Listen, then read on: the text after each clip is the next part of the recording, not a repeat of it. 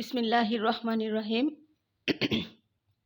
আসসালামু আলাইকুম প্রিয় শিক্ষার্থীবৃন্দ, আশা করি সবাই ভালো আছো। আজকে আমি একাদশ ও দ্বাদশ শ্রেণীর তথ্য ও যোগাযোগ প্রযুক্তি বিষয়ের একটি অধ্যায়, তৃতীয় অধ্যায়ের দ্বিতীয় অংশের যে ডিজিটাল ডিভাইস অংশটি রয়েছে সেই অংশের একটি বেসিক আলোচনা নিয়ে এসেছি। আশা করি সবার উপকারে আসবে। ডিজিটাল ডিভাইসের বেসিক যদি খুব স্ট্রং না থাকে তাহলে ডিজিটাল ডিভাইসের প্রশ্নগুলো সমাধান করতে যে অনেক সময় অনেক জটিলতায় পড়তে হয়। তো আজকে একেবারে বেসিক থেকেই আমি আলোচনা করব যে ডিজিটাল ডিভাইসের যে মূল অংশটি লজিক গেট, এই লজিক গেটের বেসিক পড়াটি নিয়েই আজকে আমি আলোচনা করছি। তো আমার প্রথম প্রশ্ন, লজিক গেট কি? লজিক গেট বললে আমাদের চোখের সামনে ভাসবে একটি সার্কিট। লজিক গেট মানে সার্কিট। আচ্ছা, তো লজিক গেট হচ্ছে এক বা একাধিক ইনপুট গ্রহণ করে এবং কোনো যুক্তির ভিত্তিতে একটি মাত্র আউটপুট প্রদান করে এই ধরনের সার্কিট।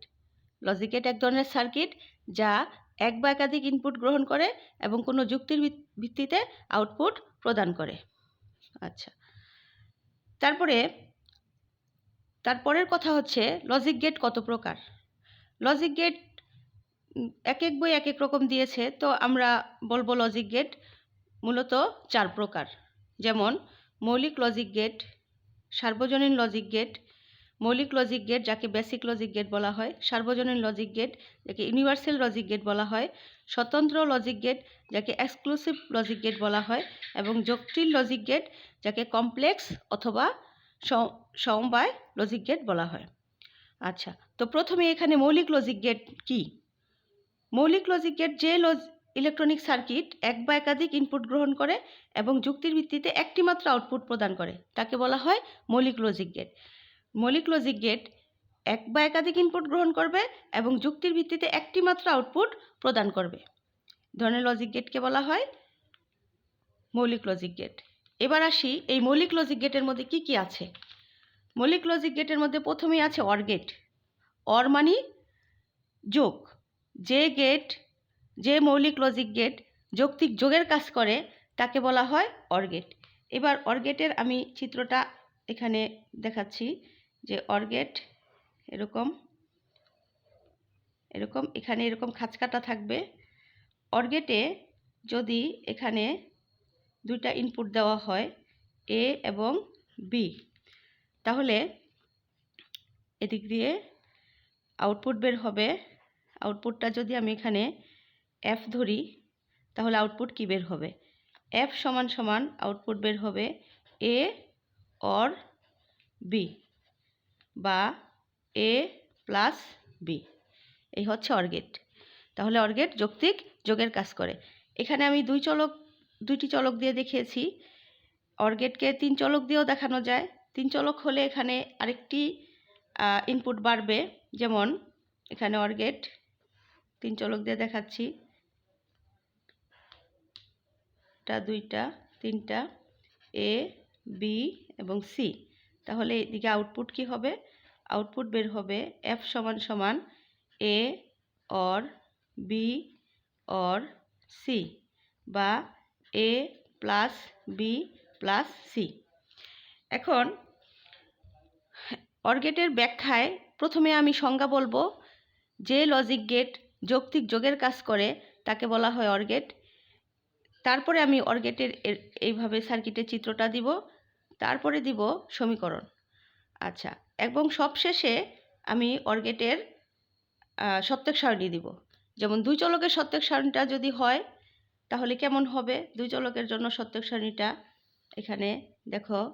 সত্যক সারণী আমরা জানি, সত্যক সারণী মানে যে সারণীর মাধ্যমে লজিক সমীকরণের ইনপুট এবং আউটপুট প্রদর্শন করা হয় তাকে সত্যক সারণী বলে। সত্যক সারণীটা এরকম, আমরা এখানে ইনপুট দিলাম, ইনপুট এবং এখানে আউটপুট তো ইনপুট আমি দুই চলকের জন্য দেখাচ্ছি, এটার জন্য দেখাচ্ছি। ইনপুট হবে এখানে এ এবং বি, আর এফ সমান সমান হবে এ প্লাস বি। তাহলে এখানে আমি যদি সত্যক সারণীটা পুরো করি, আমার দুই চলকের জন্য সারণী হবে চারটি। দুই চলকের জন্য আমরা দুইটা 0 দুইটা 1 দিয়ে শুরু করব, তারপর একটা 0 একটা 1 একটা 0 একটা 1। এবার বুলিয়ান স্বতঃসিদ্ধ অনুসারে 0 0 0 0 এবং 1 এ 1 0 এবং 1 এ 1 1 এ 1 এ 1। তাহলে অর গেট যৌক্তিক যোগের কাজ করে আমরা সত্যক সারণী দিয়ে দেখার চেষ্টা করলাম। এবার আসি মৌলিক লজিক গেটের দ্বিতীয় লজিক গেটটি হচ্ছে AND gate. AND gate A N D, AND gate. AND gate করে যৌক্তিক গুণের কাজ। অ্যান্ড গেট করে যৌক্তিক গুণের কাজ। তাহলে সংজ্ঞাটা হবে, যে লজিক গেট যৌক্তিক গুণের কাজ করে তাকে বলা হয় অ্যান্ড গেট।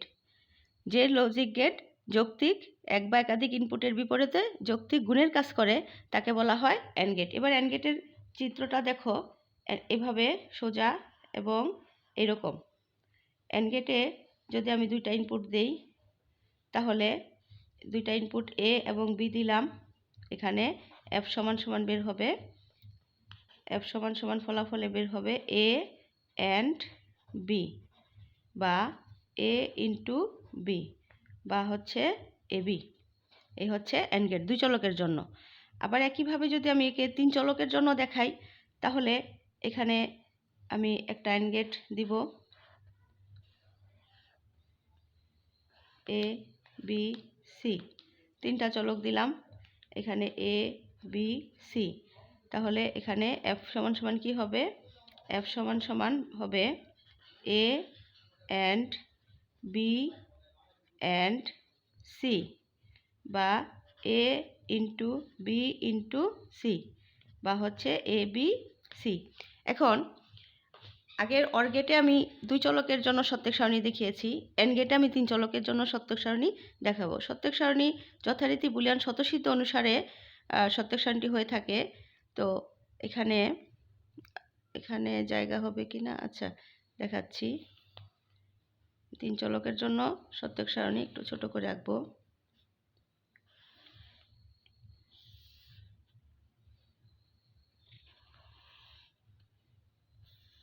এখানে ইনপুট আর এখানে আউটপুট। এবার আইডেন্টিটির জন্য তিনটা চলক যেহেতু, তাহলে আমি ইনপুটের জন্য তিনটা কলাম করব, এবং এটা হবে এ বি সি, আর এখানে এফ সমান সমান এ ইন্টু বি ইন্টু সি, বা এবিসি। আচ্ছা, বাকি যে অংশটা, এই অংশটা আমি খুব সহজে 8টি রো করতে পারি। যেমন এভাবে আমি প্রথমে এটাকে দুই ভাগ করব, আবার দুই ভাগ করব, এটাকেও দুই ভাগ করব, তারপরে এই দুই ভাগ করার পরে এগুলাকে আবার দুই ভাগ করব। তাহলে আমার অনায়াসেই 8টি রো হয়ে যাবে। আচ্ছা, 8টি রো এর মধ্যে আমরা জানি তিন চলক হলে আমাকে 4টি জিরো দিয়ে শুরু করতে হবে। 4টা জিরো 4টা 1, এবং 2টা জিরো 2টা 1, 2টা জিরো 2টা 1, সি একটা জিরো একটা 1, একটা জিরো একটা 1, একটা জিরো একটা 1, একটা জিরো একটা 1। এবার বুলিয়ান স্বতঃসিদ্ধ অনুসারে আমরা গুণ করব। যেমন 0 0 0 সমান সমান 0, তারপরে 0 1কে গুণ করলে 0, 1কে 0 দিয়ে গুণ করলে 0, আবারও এখানে একটা 0 আছেই 0, তারপরে আবারও 1 0 0 0 আছে 0, 1কে 0 দিয়ে গুণ করলে 0, এখানে তিনটাই 1, সুতরাং 1 ইন্টু 1 ইন্টু 1 সমান সমান 1। এই হচ্ছে অ্যান্ড গেটের তিন চলকের সত্যক সারণী। তাহলে অ্যান্ড গেটের যদি ব্যাখ্যা করতে হয়, আমরা প্রথমে অ্যান্ড গেটের সংজ্ঞা বলবো। যে লজিক সার্কিট যৌক্তিক গুণের কাজ করে, অর্থাৎ দুই বা একের অধিক দুইটি বা তিনটি ইনপুটের বিপরীতে একটি মাত্র আউটপুট প্রদান করে এবং যৌক্তিক গুণের কাজ করে, তাকে আমরা বলবো অ্যান্ড গেট। এবং অ্যান্ড গেটের প্রথমে সংজ্ঞা, তারপরে সার্কিটের চিত্র, তারপরে সমীকরণ, এবং তারপরে হচ্ছে আমি সত্যক সারণী দিয়ে ব্যাখ্যাটি শেষ করব।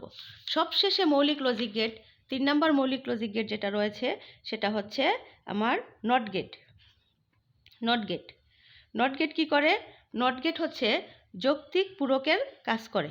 নট গেট যৌক্তিক পূরকের কাজ করে। নট গেট এটা হচ্ছে পূরক বা কমপ্লিমেন্টের কাজ করে। আচ্ছা, তাহলে নট গেট হচ্ছে যে লজিক সার্কিট যৌক্তিক পূরকের কাজ করে তাকে বলা হয় নট গেট। এবার নট গেটের যদি আমি নট গেটের চিত্রটি আঁকি তাহলে এরকম নট গেটে এভাবে একটা দিতে হয়, গোল দিতে হয়।